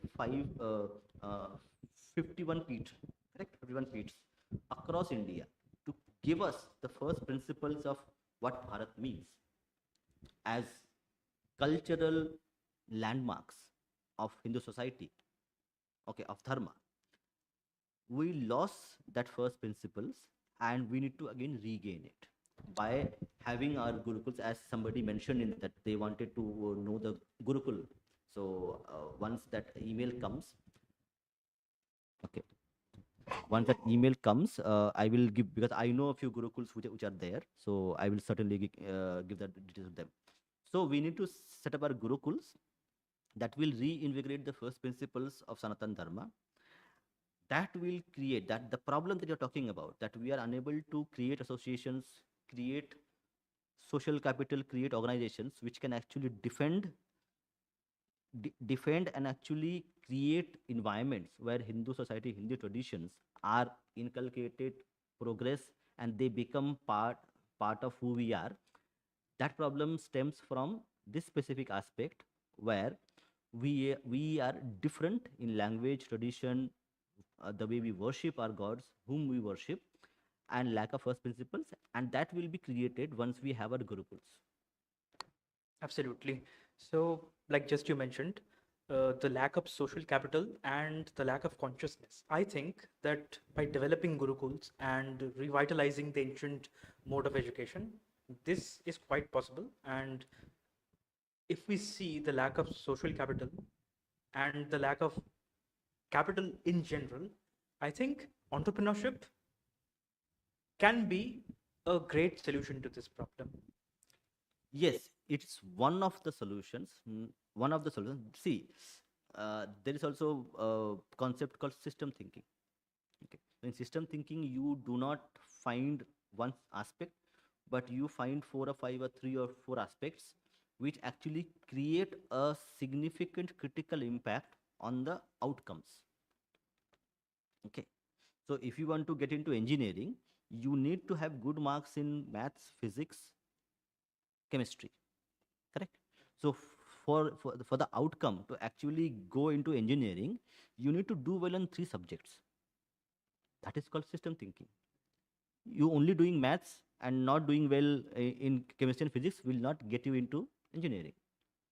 So we need to find out those system thinking approach, where you will find out what are the principled things that we need to do, and that as a society it cannot be one, because it's a too complex a system that will have one thing. We need to find out entrepreneurship one of it, and then there are other things. So we need to find out those things and then work towards to getting them into a stage where they themselves as a system will create an outcome that you want. Thank you, Dada. Yeah. Yeah, Abhay, you have question. Okay, Rishi, I will next 5 minutes will be with the in person, and then I'll come back to you.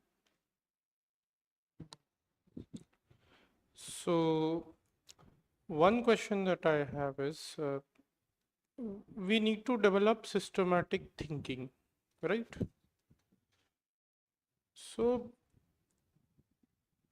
how do you propose? I mean, the problem is our education does not. Honestly speaking, it's rote thinking, it's not systemic thinking at all. Our education does not. Now, we have the access to social media, but you can't do much hands-on with it. Like you don't have much, can't go somewhere and all. So, how do you develop systemic thinking? Okay. Very interesting question and a very important question. See, systemic. See, what you mean to say is how do we create processes which go beyond individual effort? Instit, yeah, am I audible? Yeah, yeah, institution building, one could be. And then I think a few podcasts ago I talked about it, that we asked for one Ram temple and we are happy. The point is, what about other temples? How do you create a system to get whatever temples you need back? That's what I Correct. was trying. So now to answer the question, it will be in two different parts. First of all, when you say uh, building an institutions, okay, an institution does not get built in, let's say, 10 years, okay, or even so. An institution building takes about 1.5 generations. Enough individuals in that society needs to become rich enough to actually put the set aside money to create that institution.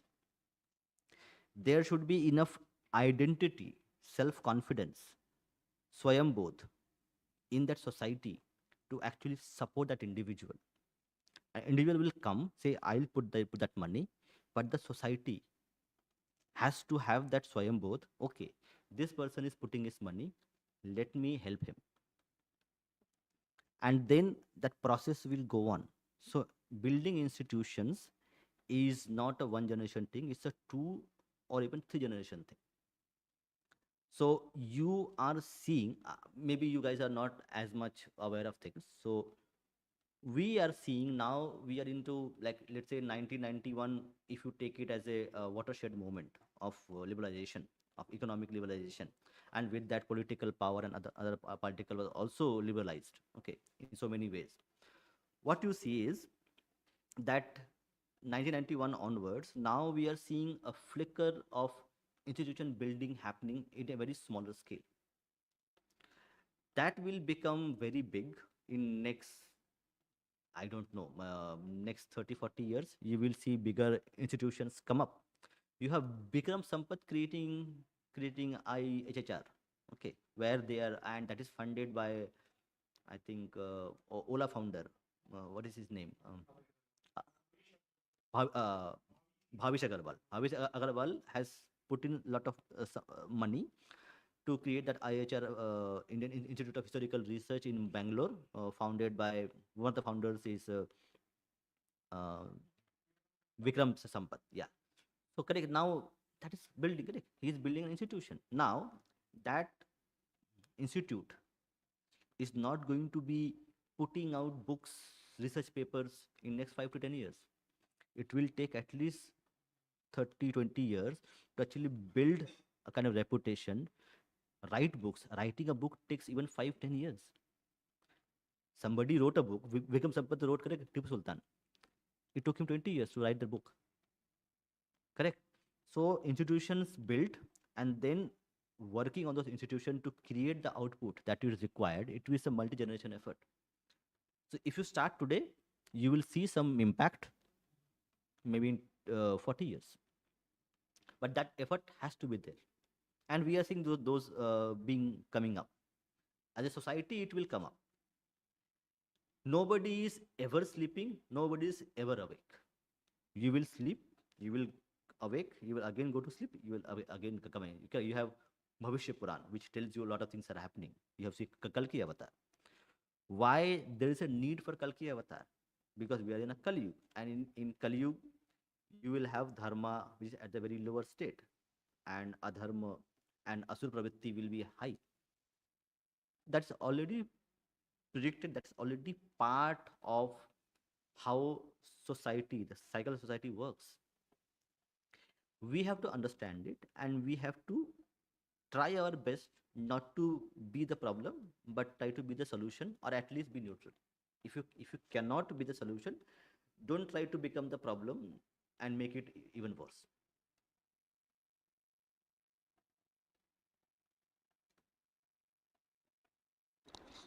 So I think this is my second last or last question for the day. I would like to ask you that what do you think about the current state of marriage in India, especially in the urban areas, in the metro cities, and especially for people who work in IT and corporates? There seem to be having a lot of divorces, like kind of higher than the rest of India, I would say. Like people who work in corporates have 80% divorce rates, and people the rest of India we have like around 1 to 4% divorce rates. And what do you think that we have gone that has went wrong? And what are your comments on the people who have taken their lives, especially men, who after being like who have been like literally like the law system and women that they're partnered with, that they were partnered with, kind of destroyed their lives. So what are your comments on that? Yes. So your questions on families, divorce, and how the men are ending their lives, correct? So all those things. So it's a social issue. Okay. And okay, that's a very secret, Didi. You should not know. Okay. Anyway, he is not married, so that I can tell you. Okay. So okay, I will add also Didi's question here.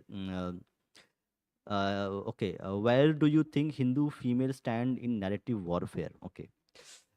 I'll address both of them, to best of my knowledge. Okay. So first off, on your marriage society and how the society is degrading. Again, I will go back to education.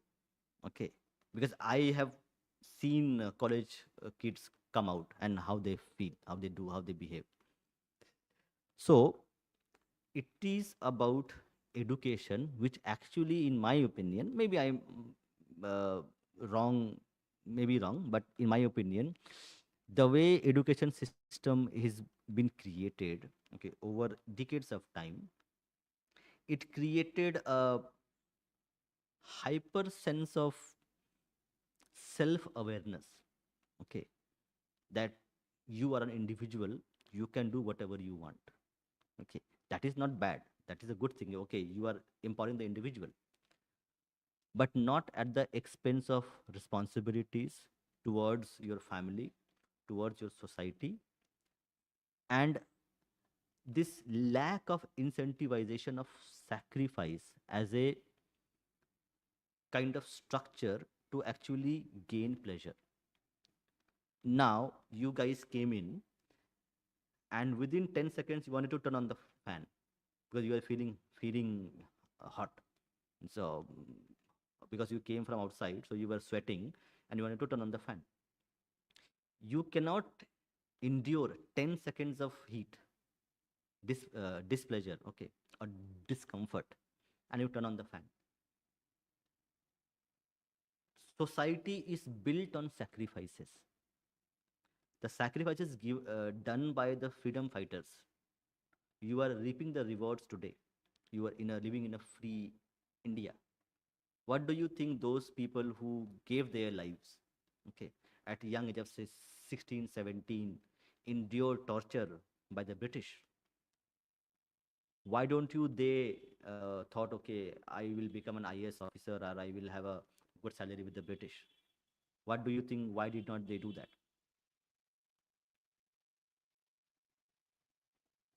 Uh, I think it's because of education, because we are not taught a lot about our own, own freedom fighters. Rather, if you look at history books, like our freedom fighters or our kings only get a mention in lines or in paragraphs, whereas like we read about our own captors or conquerors who came from foreign countries with their foreign religions and cultures. We read chapters upon chapters on them. So I think that's the basic problem. Yes, that is a basic problem. And one more problem, which is more important, is the education that you received, okay, and which I also received, okay. And the so this post-industrial era, post-industrial era, there is a channel called Alt History, okay. So there he actually discussed a lot of good things. So one of the things that he discussed was that humans in all their uh, a million years of existence have lived in family groups as families. So he mentioned one very specific thing which I still remember, that to raise a child, it takes a mother, father, and grandparents, and also aunts, and also the whole community. Let's say if a community has 100 people, raising a child is 100 the community's responsibility, not the parents' responsibility. That was the evolutionary strategy. People lived in groups, so, and everybody, so a child was everybody's child, not that my child or your child, okay. Even in Kolkata in 70s or even 80s, you would have pada, and one uncle would be there, okay, and you would do some bad thing. You don't know that person, but he will come and scold you, okay, don't do this thing. Now that uncle is nobody. He is doing this because he thinks that you are also, he might have a child of same age, and he thinks it is his social responsibility to actually correct you that don't do this thing, this is bad. So family, children, offspring is a society responsibility. Now with the post industrial era, and in India post independence, when we got more prosperous over time, and more individualistic lifestyles were invented and created because of industrial revolution, where today I don't have to go and talk to the nearby shop owner. I can just order from Zomato. So I'm losing a touch of talking to the person, or the shop owner. So more individual society, industrial revolution where we are creating more isolated individuals, and also somewhere down the line disincentivization of sacrifice or pain. So I always, you are given pleasure in multiple amounts, so you get used to pleasure but not used to pain. And it is evident that if you want to come like join and pass be qualified for a IIT or IIM, you have to study tremendous of time. So now you want to be the have a IIM salary without putting that effort, and that reality is being distorted by various means. So lack of understanding of pain, sacrifice, and also industrial, post-industrial inventions, technologies, which is enabling this individualistic society, which is going to kill the society. So that's my way of understanding. Yeah. But Dada, like, I think like you've answered my question, but I think what I wanted to hear from you is that like, what are your comments on current marital laws and those kind of things? Yeah, actually, I do not see what I want is equal rights. If you have laws which says okay, abusing physical abuse against women is criminal, I'm off for it.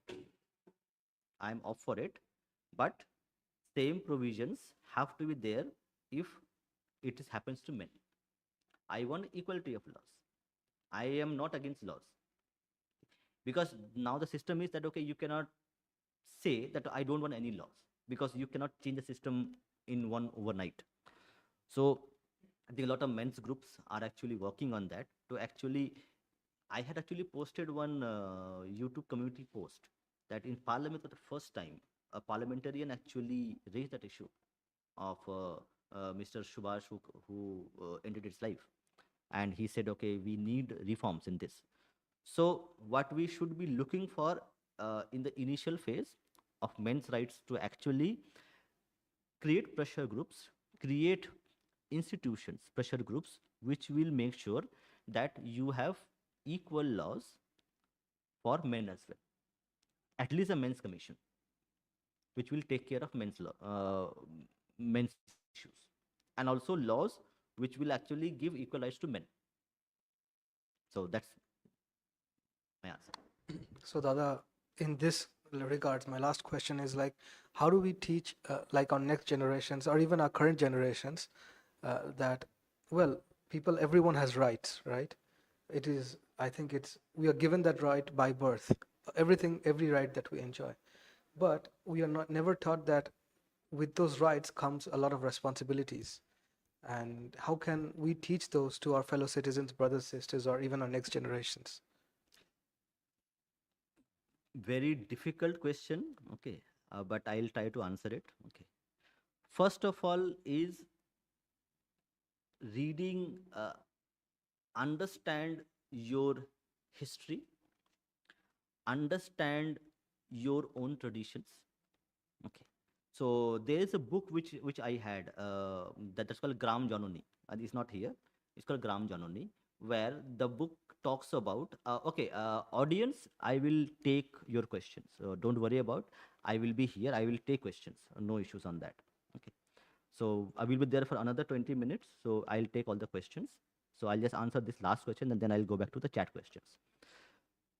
The thing is that first read history, understand your own culture. How do you understand? Go and talk to the elders in your family.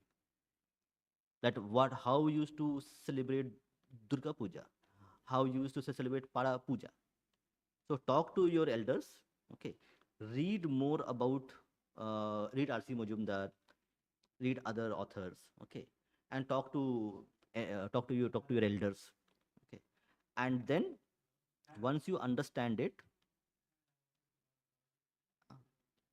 okay, yeah. So how to understand it, and then you will be able to actually understand your own culture first, then you can transmit it to the next generation. First, you have to read yourself, make yourself understand, learn about it, and then you can pass it on.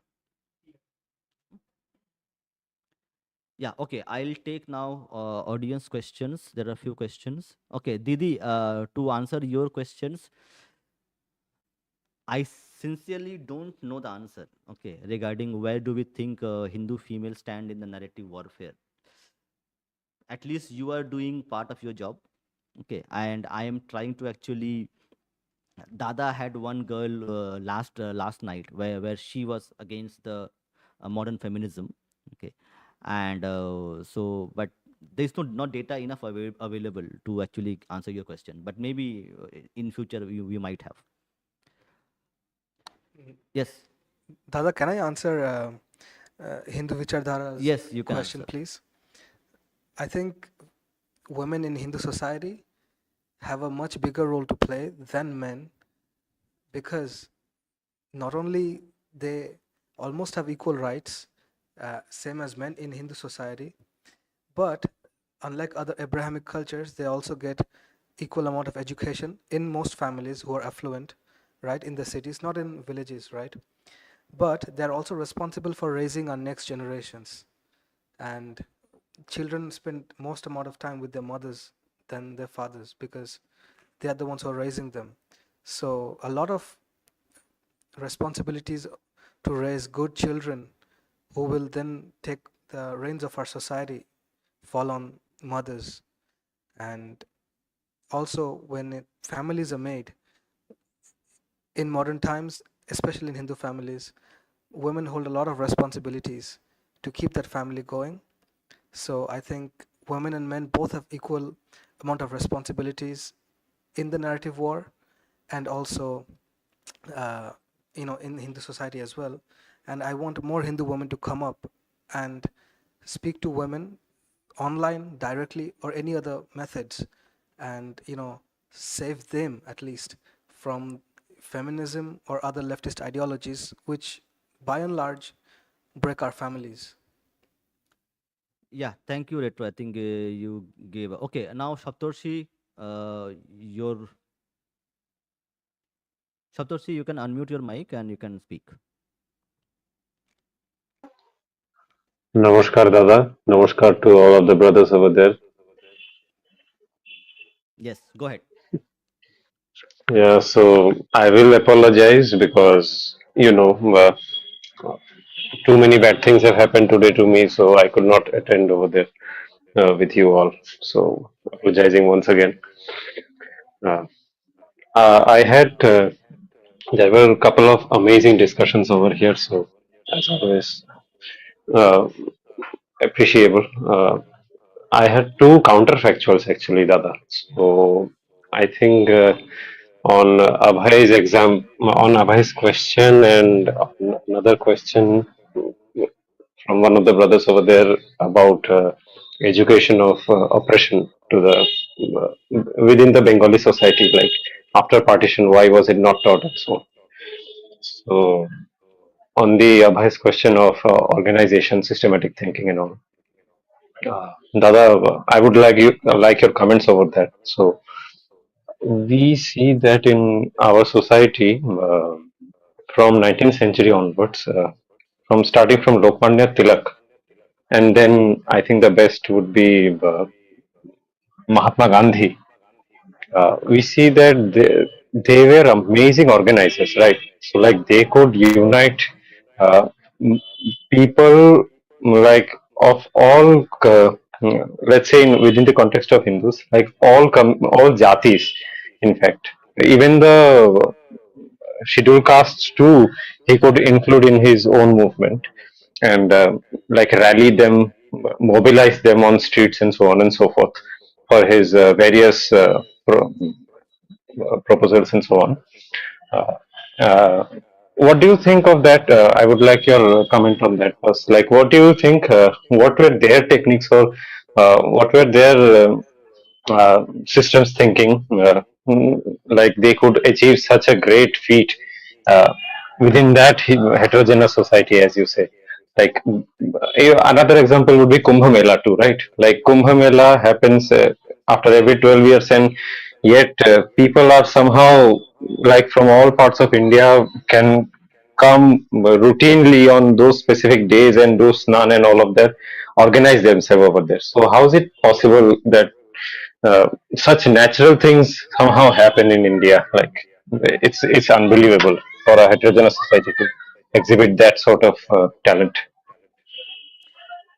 Yes. So, what I actually talked about with Abhay, that we had first principles of Sanatani Hindus. Okay, that was somehow lost because of invasions and other things. Okay, and we have to reestablish them. Okay, so that's what. And in the institutional building, I think institutional building, as I mentioned, it's a generation affair. So once a society is under the thumb rule of another invading power, it takes a generation to actually come out of that trauma and shock, to regain its self confidence, and then again try to become or reclaim the glory that they should have.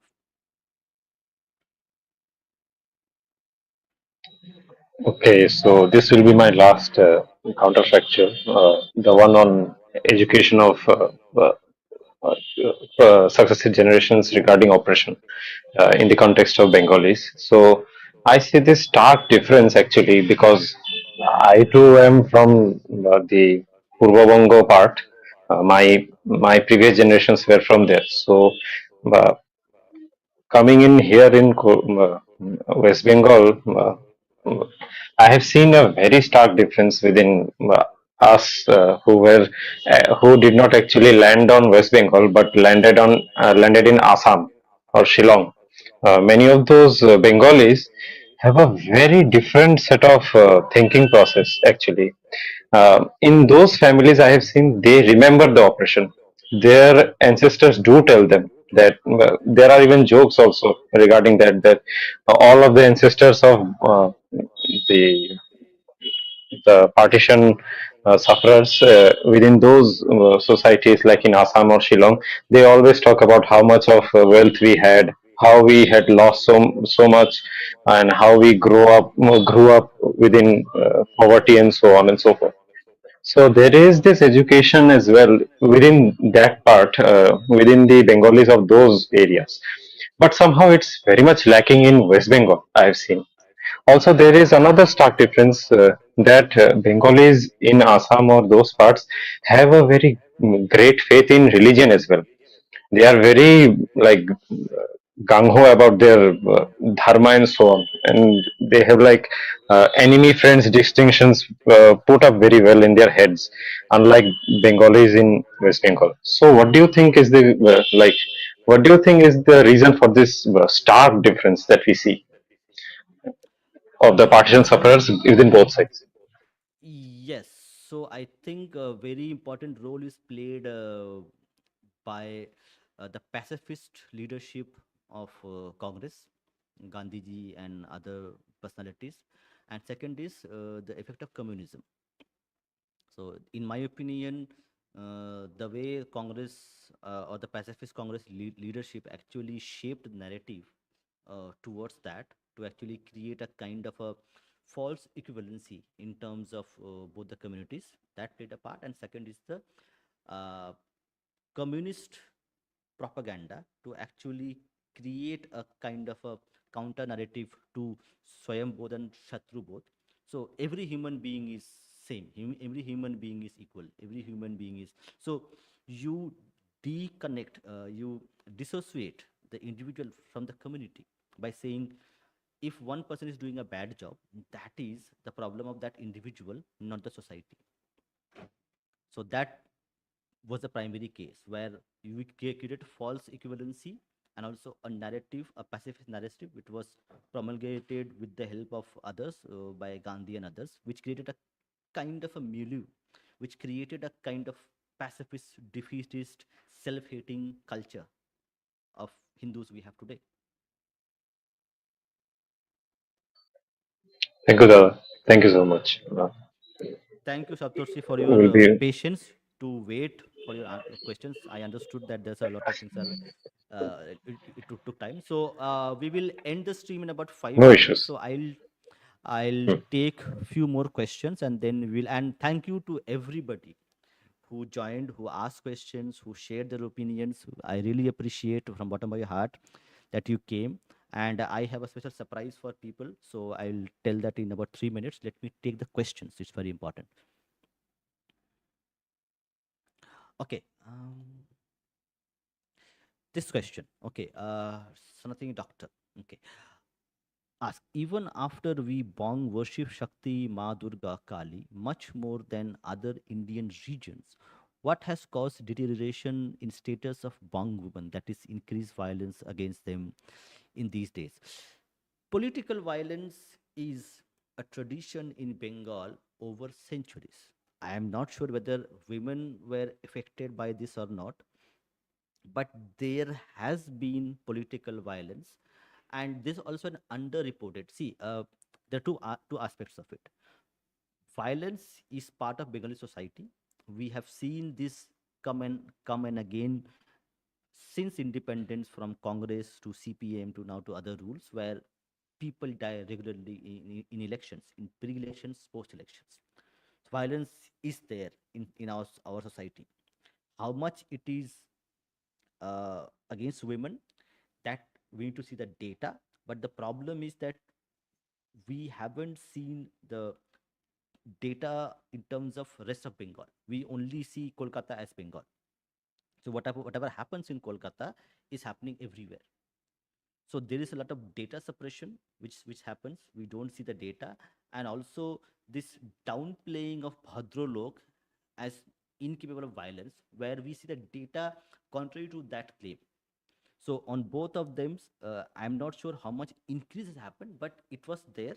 There may have been increase because of lack of uh, law and order, which has gone bad over time, which this data shows that how much crime is committed in West Bengal. So it is there.